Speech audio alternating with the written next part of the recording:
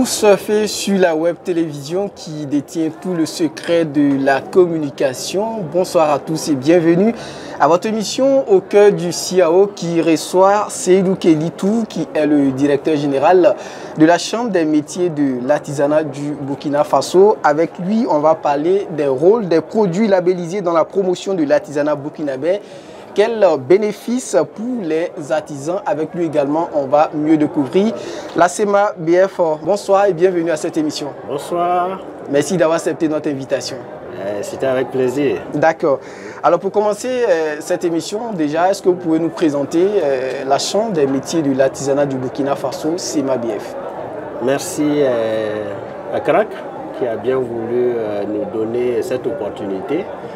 Et à l'occasion de cette 17e édition, pour parler non seulement artisanat, mais surtout profiter, faire connaître davantage la Chambre des métiers de l'artisanat du Burkina, qui est un établissement public à caractère professionnel, créé en 2007 par l'État et qui a pour objectif d'aider à la professionnalisation des artisans de notre pays et surtout les aider à pouvoir effectivement apporter au mieux leur contribution au développement de notre pays.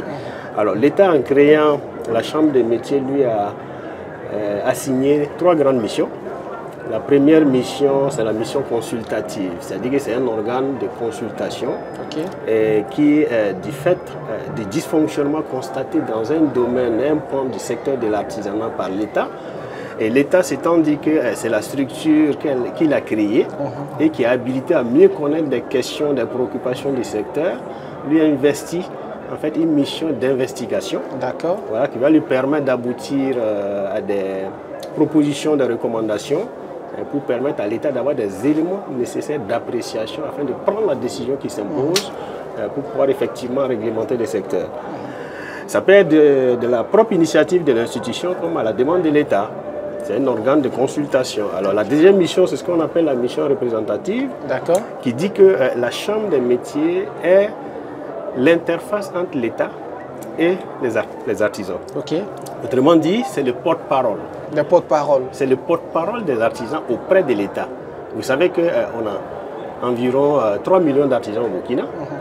Et chacun individuellement n'a pas la capacité d'avoir accès à l'État pour poser ce problème. L'État a créé cette structure-là pour lui dire tu es chargé de prendre connaissance des préoccupations, les analyser et de les poser pour qu'ensemble on puisse réfléchir, voir quelles sont les solutions appropriées qu'il faut apporter en fait, au problème de ces acteurs-là. C'est ainsi qu'elle sert d'interface, elle est le porte-parole et elle représente les artisans partout où se discutent des questions liées à l'intérêt du secteur de l'artisanat. Et vous aviez la troisième mission, qui est la mission administrative, qui fait obligation à l'institution de créer les conditions utiles à l'épanouissement et à l'exercice du métier de l'artisanat au Burkina Faso. Et elle a pour obligation également de créer les conditions pour permettre en fait aux artisans d'avoir les ressources humaines de qualité, de gérer des infrastructures, de soutien aux activités des artisans.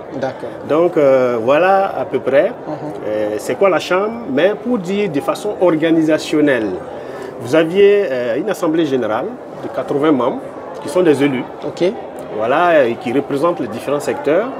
Vous avez un bureau de 26 membres dirigé par une présidente, un premier vice-président, un deuxième vice-président, et vous aviez 13 présidents régionaux. Voilà, dans chaque région, il y a un président. Et vous aviez 8 branches d'activité au niveau du secteur de l'artisanat. Donc, il y a un président pour chaque branche. Et vous avez des secrétaires, ça fait 26 membres. 26 membres. En plus, vous avez 4 commissions statutaires qui sont mises en place pour connaître des questions liées même en fait à la gouvernance de l'institution. Et vous avez la direction générale, qui est la structure chargée de la mise en œuvre du plan de mandature qui est établi et qui permet effectivement à l'institution de fonctionner et de pouvoir jouer pleinement les missions qui lui sont assignées par l'État. Voilà un peu de façon synthétique ce que c'est que la Chambre des métiers. Est-ce qu'au-delà, ou du moins à côté de la CEMA-BF, les missions que vous venez de donner, notamment les 3 missions, sont les mêmes que joue, on va dire, la Direction générale de l'artisanat? Non, la Direction générale de l'artisanat est un département technique du ministère de tutelle. qui a pour rôle essentiel de pouvoir édicter les règles, surveiller la mise en œuvre de ces règles, de ces textes, et en réalité, une fois que les textes sont établis, sont élaborés, la mise en œuvre incombe d'une manière ou d'une autre à la Chambre qui est le bras armé du ministère. D'accord. Et qui est chargé de la mise en œuvre, et le ministère à travers la DGA est chargé du suivi de la mise en œuvre de ces textes et de pouvoir s'assurer que la mission assignée à la Chambre est exécutée conformément à la politique nationale qui est définie au niveau du ministère par rapport au secteur de l'artisanat. D'accord.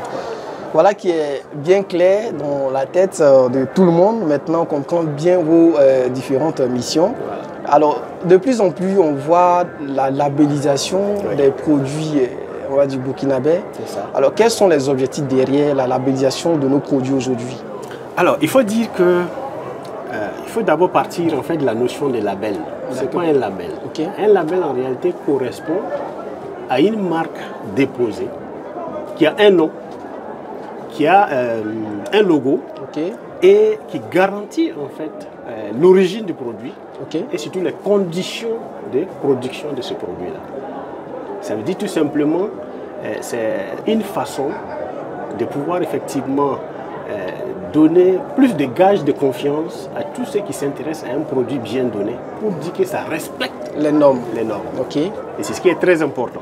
Donc, le Burkina excelle quand même dans un certain nombre de domaines, dans le domaine de l'artisanat. Alors, on est dans un monde qui est beaucoup plus campé sur le respect des normes et surtout de l'environnement et tout ce que vous pouvez imaginer.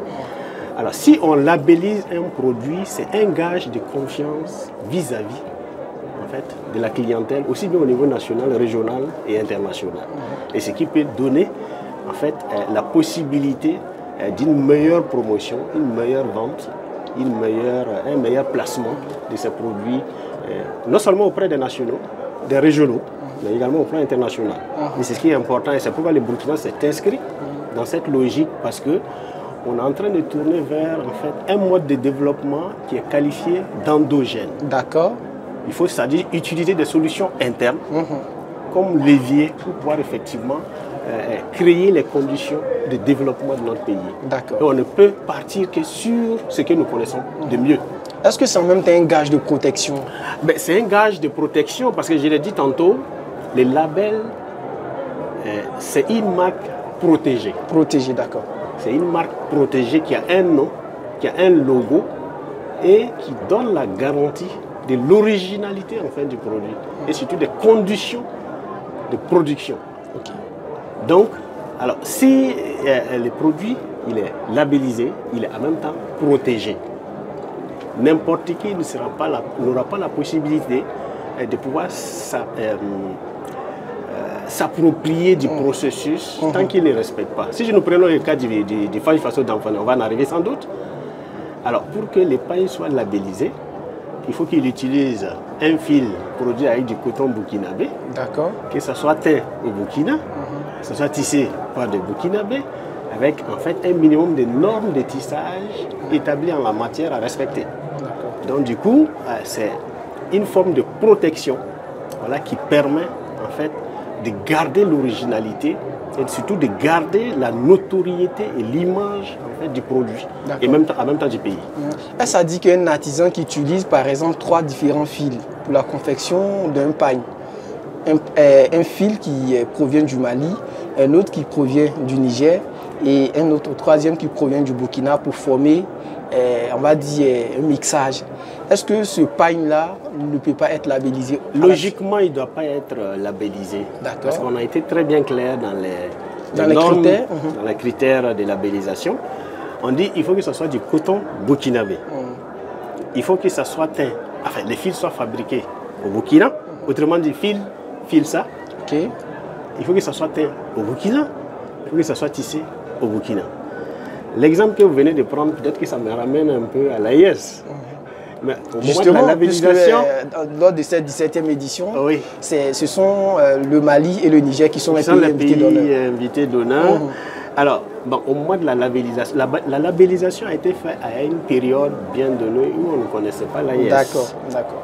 Et les critères sont clairs là-dessus. Il faut que ça soit typiquement burkinabé. Peut-être qu'une relecture peut permettre de revoir en fait ces critères et intégrer les autres pays de sorte à ce que les fils viennent du Mali ou du Niger ou du Burkina, que les pains gardent toujours son caractère original. L'essentiel est qu'ils puissent respecter en fait les procédures, les normes en la matière. D'accord. Alors nous sommes aujourd'hui sur le marché compétitif. Et il y a aujourd'hui le Faso d'Anfani et le Coco Dunda. On va dire qu'ils sont les produits labellisés aujourd'hui, si je ne me trompe. Est-ce que vous pensez que la labellisation de ces deux pains-là pourrait aussi améliorer la compétitivité du Burkina Faso sur le plan international? Naturellement. Parce que ça m'amène à revenir toujours sur l'importance de la labellisation et surtout la définition du label. Parce que le label permet de donner un gage de confiance. Ça permet de créer une certaine efficacité. Ça permet de créer une certaine sécurité. Parce que quand on dit que le pain est labellisé, ça veut dire qu'il respecte les normes de fabrication. Il définit en fait les conditions de fabrication. Ce qui donne un gage de confiance parce que tout simplement les gens disent les procédures on les connaît, les conditions on les connaît, les critères on les connaît. Ce pain il respecte ça. Et ça a été validé par les autorités. Et si c'est validé par les autorités, ça veut dire tout simplement que ça nous donne de la confiance. Et en même temps, si ça a respecté telle procédure, telle condition, ça nous met en sécurité. Et en même temps, ça donne une certaine efficacité sur le plan commercial, en fait, aux produits qui se comportent parfaitement sur le marché. Donc, vraiment, je pense que la labellisation est un gage de confiance, de sécurité, et qui permet un meilleur comportement du produit sur le marché. Alors son impact aujourd'hui est certainement de permettre au Burkina non seulement de mieux se faire connaître au niveau international, mais aussi sur le plan local de permettre aux populations de consommer le local. Exactement. Puisque nous sommes dans le mois du consommer local. Le consommation local, le mois d'octobre. Exactement. Qu'est-ce qui peut être fait justement pour permettre à toutes ces populations de consommer justement le local? Parce qu'il y a non seulement la qualité, mais il y a aussi la quantité. Alors je pense que nous sommes dans un pays, malheureusement, qui a tendance à être beaucoup plus extraverti en termes de consommation. Autrement dit, les gens ont tendance à croire que ce qui vient de l'extérieur est toujours meilleur. Comme on le dit, nul ne prophète chez soi. Exactement, mais... On veut toujours aller découvrir... mais les Burkinabés aiment plus découvrir dehors qu'à l'intérieur. Et c'est ce qui est dommage. Mais je pense que la labellisation va dans ce sens. Donner un gage de confiance pour dire que ce n'est pas forcément ce qui vient de l'extérieur est meilleur, mais on a également des produits qui sont fabriqués à l'intérieur et qui ont un certain gage de confiance parce que tout simplement l'autorité s'y est intéressée, a défini les critères, des conditions à respecter et tous les produits qui s'inscrivent sur cette liste-là respectent en fait ces conditions. Et ça donne un gage de confiance, de sécurité et de l'originalité. Et surtout que la notion de développement endogène est de plus en plus promu. Oui. C'est pour sensibiliser les gens à se dire que si vous vous mettez à acheter des produits venant de l'extérieur, vous ne faites qu'enrichir les autres. On a vu avec le pain du 8 mars récemment qui a créé beaucoup de polémiques. Exactement.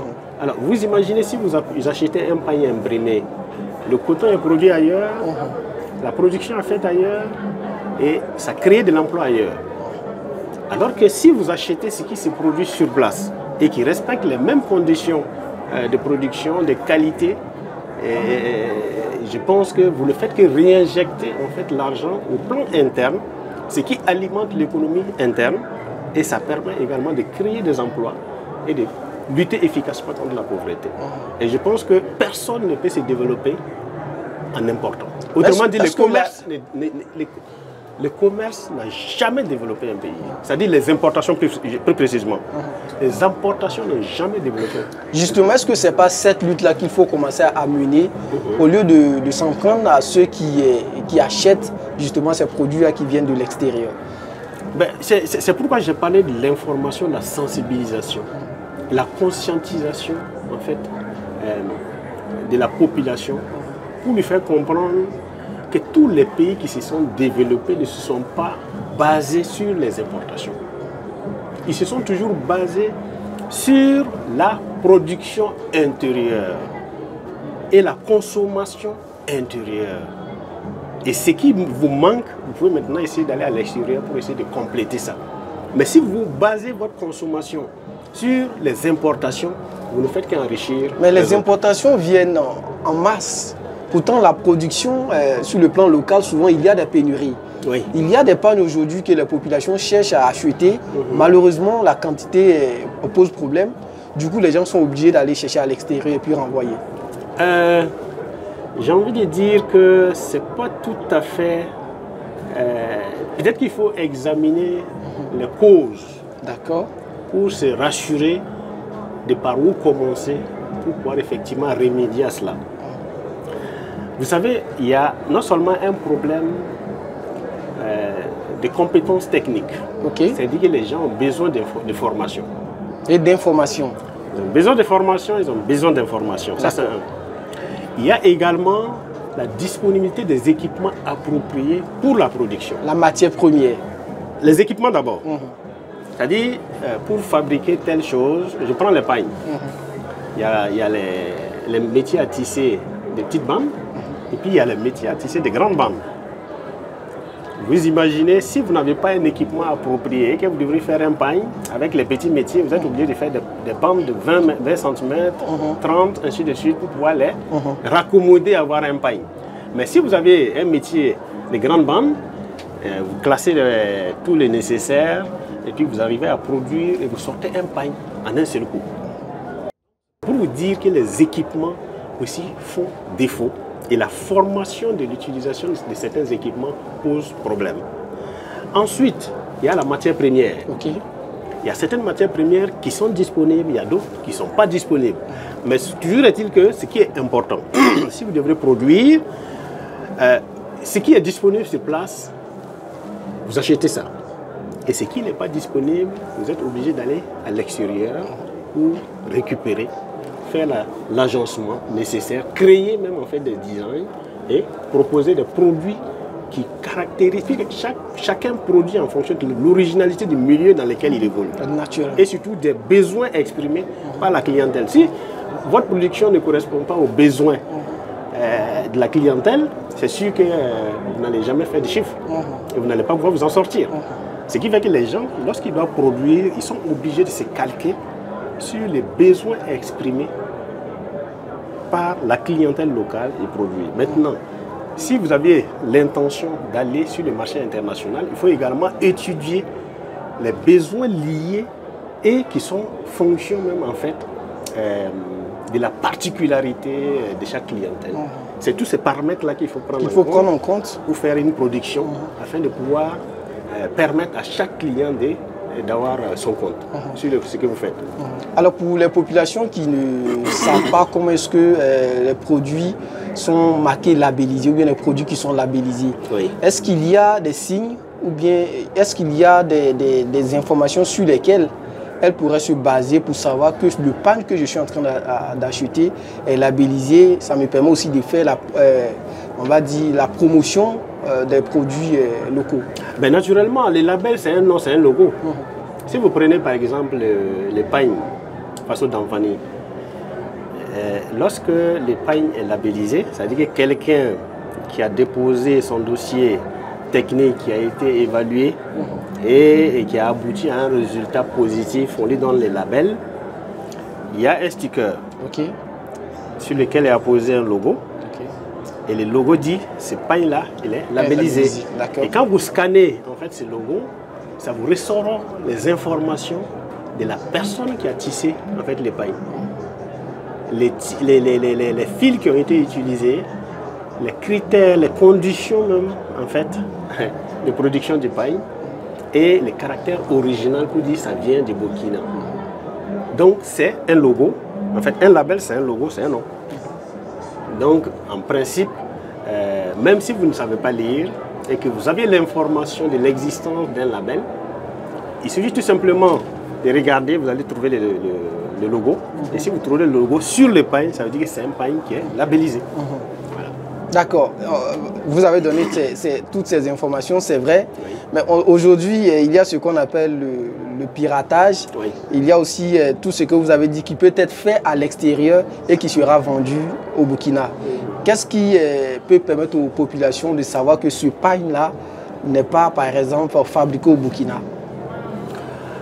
Ben, de mon point de vue, lorsque vous prenez un pain, pour ceux qui connaissent la texture du pain, prouve qu'il ne répond pas en fait, aux critères de production du Burkina. C'est vrai que ce n'est pas aussi aisé. Ce n'est pas évident pour tout le monde. Ce n'est pas évident pour tout le monde. Et comme on vient de le dire, il est beaucoup plus préférable d'acheter des pains labellisés pour s'assurer réellement que ce pain-là a une originalité burkinabé. Ok. Voilà. Donc, si vous n'avez pas la possibilité de le savoir, bon, il est difficile vraiment de pouvoir vous orienter d'une manière ou d'une autre. Mais toujours est-il qu'il faut être habité par cette fibre nationaliste qui permet d'avoir cette réaction de patriotisme pour dire je vais acheter burkinabé, mais ce pain que je regarde, est-ce qu'il est vraiment burkinabé?